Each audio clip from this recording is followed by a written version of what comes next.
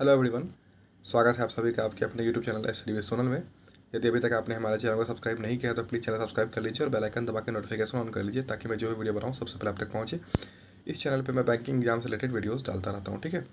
तो बहुत सारे लोग मुझसे ये पूछ रहे थे कि सर आप मॉक किस तरह से अटेंड करते हो जिससे कि अच्छे मार्क्स आपके आ जाते हैं।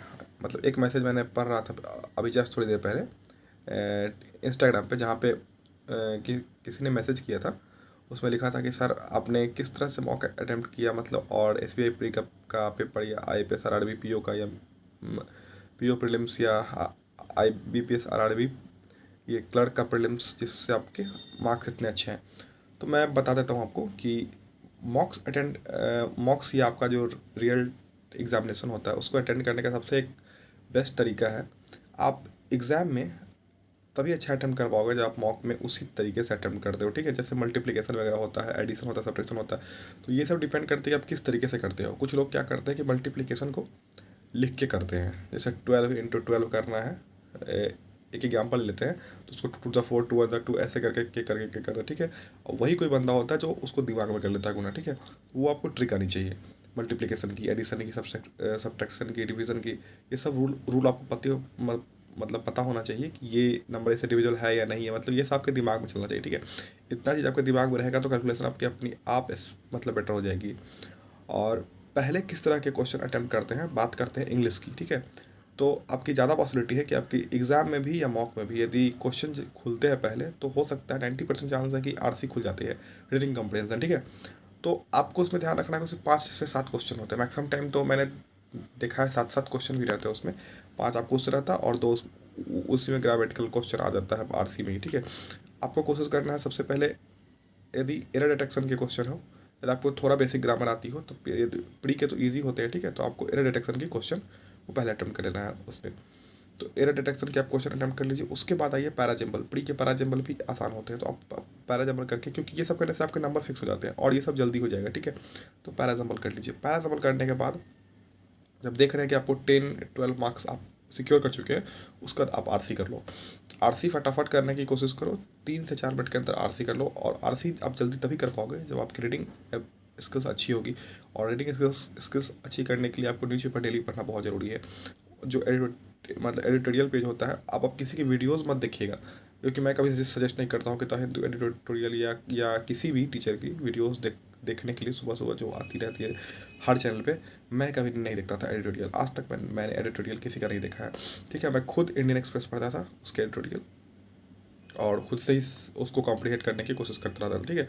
तो आप कॉम्प्रीहेंशन कर लीजिए, उसके बाद उसके बाकी के जो टॉपिक है वो आप वहाँ से आप कर सकते हैं, ठीक है। तो इंग्लिश के लिए ये था। अब बात कर लेते हैं हम रीजनिंग की। रीजनिंग में सबसे पहले आपका रीजनिंग का सेक्शन आता है। आप सबसे पहले उसमें देखिए कि इनइक्वलिटी के क्वेश्चन का है, उसको पहले आप कर लीजिए। वहाँ से आपका 5 नंबर कन्फर्म है। उसके बाद आप सिलोजिज्म कर सकते हैं, क्योंकि प्रीलिम्स के सिलोजिज्म आसान होते हैं, आप उसको वहाँ से कर लीजिए। उसके बाद ब्लड रिलेशन के आप क्वेश्चन कर लीजिए, ठीक है। इतनी यदि इजी टॉपिक के आप क्वेश्चन कर लेते हैं, उसके बाद आपको जब लग रहा है कि मैंने 10 15 नंबर यहाँ से कंफर्म कर लिए हैं, उसके बाद आप पजल पे जंप कर जाइए। पजल पे जाइए आराम से, पजल को सॉल्व करिए। पजल को भी जल्दी सॉल्व करने की कोशिश करिए। एक पजल में 5 क्वेश्चन होते हैं, कभी कभी 6 7 भी हो जाते हैं, ठीक है। बट हम 5 लेके चलते हैं, तो 3 पजल भी आ गए ऐसे, तो 15 क्वेश्चन है, ठीक है। तो ये हमें सोचना चाहिए कि ये 15 क्वेश्चन को हमें 10 से 12 मिनट में कंप्लीट करना चाहिए। पजल हमारा अच्छा कब होगा, जब पजल की प्रैक्टिस करेंगे। मैं क्या करता था अभी भी, और मैं डेली कम से कम 5 पजल सॉल्व करता हूँ प्री के, और 2 या 3 मेंस के पजल सॉल्व करता हूँ, ठीक है, कम से कम। और वैसे तो मतलब कितना भी पजल को, जैसे कि आपको मैं अपना बताऊँ, एक बुक मैंने लिया था अंकुश लांबा सर की, पजल मैनिया करके एक बुक आई थी, 200+ पजल। आप बिलीव नहीं करोगे, मैंने उसको 3 दिन में ख़त्म कर दिया था, क्योंकि मेरे दिमाग में ये था कि नहीं, इसको जितनी जल्दी हो सके ख़त्म करना है। उसके बाद अंकुश सर के एक टारगेट बैच करके आता है, वहाँ से भी मैंने बहुत सारी प्रैक्टिस की है क्वेश्चंस की, ठीक है। और तो उस टाइम पे मतलब इतना नहीं था कि ये आशीष सर भी जो अभी अभ्यास रीत ला रहे हैं या डेली चेकलिस्ट ला रहे हैं, उस टाइम में नहीं था। वो इधर स्टार्ट किए S B I P O के टाइम से, ठीक है। तो जिस टाइम में मैं प्रिपेयर कर रहा था, उस टाइम में इतने कंटेंट अवेलेबल नहीं थे जितने अभी हैं। अभी तो आपको बहुत सारे कंटेंट मिल जाते हैं वैसे भी, जैसे आशीष सर ने भी लॉन्च कर दिया है, अंकुश सर का भी है। तो वो टारगेट बैच तो वो पेड है सर का, अंकुश सर का। बट यहाँ पे आशीष सर का आप फ्री में आप कर सकते हो। तो आपको मतलब अभ्यास पीडीएफ मिल जाती है, डेली चेकलिस्ट मिल जाती है, मंथली एक पीडीएफ और डेली चेकलिस्ट आप उसको कर सकते हो। आपके पास कंटेंट की कमी नहीं होगी, ठीक है।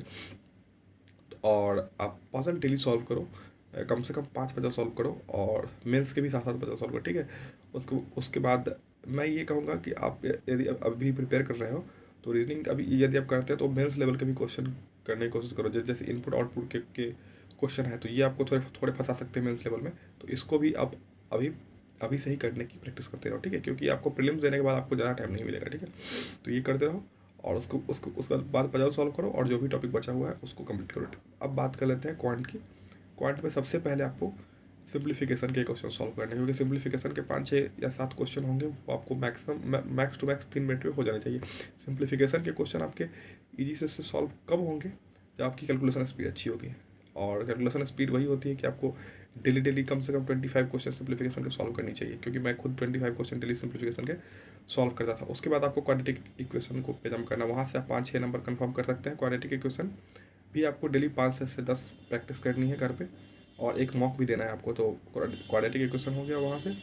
उसके बाद जब आप क्वाड्रेटिक इक्वेशन खत्म कर लेंगे, उसके बाद आप देख लेंगे कि आपके उसमें और कौन कौन सा टॉपिक है जो आपको आता है अच्छे से, पहले उसको करिए, ठीक है। जब आप देख लीजिए 15 से 20 नंबर के बीच में हमारा पिक्चर हो गया, तो आप DI पे चले जाइए, तुरंत DI पे जाइए और DI को फटाफट करने की, सॉल्व करने की कोशिश करिए। DI की भी सेम ट्रिक मैं फॉलो करता था जो पजल के लिए करता था। मैं डेली DI 5 से 10 DI भी कभी कभी सॉल्व किया मैंने।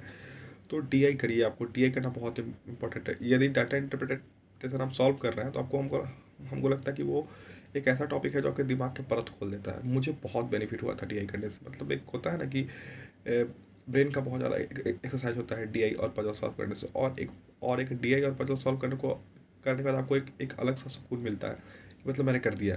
तो कोशिश करिए कि जो हाई लेवल DI है, हाई लेवल पजल्स है, इन सबको सॉल्व करिए और अच्छे से पेपर अटैम्प्ट करिए, और ये सब खुद से पहले घर पे प्रैक्टिस करिए, ठीक है। आप ऐसा सोचेंगे कि सीधे मैं एग्ज़ाम में जाऊंगा और वहाँ पे मैं फोड़ दूंगा या करेक्ट कर दूंगा, तो दोस्तों ऐसा कुछ नहीं होता है। आपको घर पे आप मॉक में जैसा दीजिएगा, और मॉक देने का सबसे एक बेटर तरीका है कि आप उसको PC पे दीजिए, कभी भी फ़ोन पे मॉक मत दीजिए, क्योंकि आप रियल जैसे आप एग्ज़ाम में बैठते हैं वैसे आप टेबल कुर्सी लगा के बैठिए।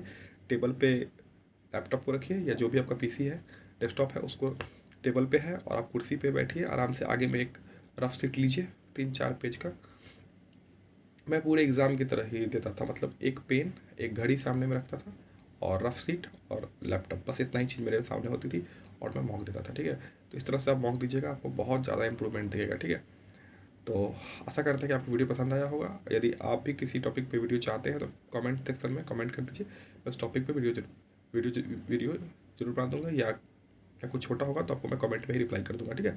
तो मिलते हैं जल्दी नए वीडियो के साथ। Bye, take care, all the best आप सभी को। बस इतना ही कहूँगा कि आप लोग टारगेट अचीव करते रहिए, डेली छोटे छोटे टारगेट्स बनाइए या अपने लिए, और अपने आप को कल से आज ज़्यादा पुश करिए, और अच्छे से वैसे प्रिपेयर करिए। जब तक टारगेट पूरा नहीं होता है तब तक सोइए मत रात को, और बस पढ़ते रहिए। अभी आपके 3 बड़े एग्जाम है। All the best. चैनल में पहली बार जब प्लीज़ चैनल सब्सक्राइब कर लीजिए। Bye bye, take care.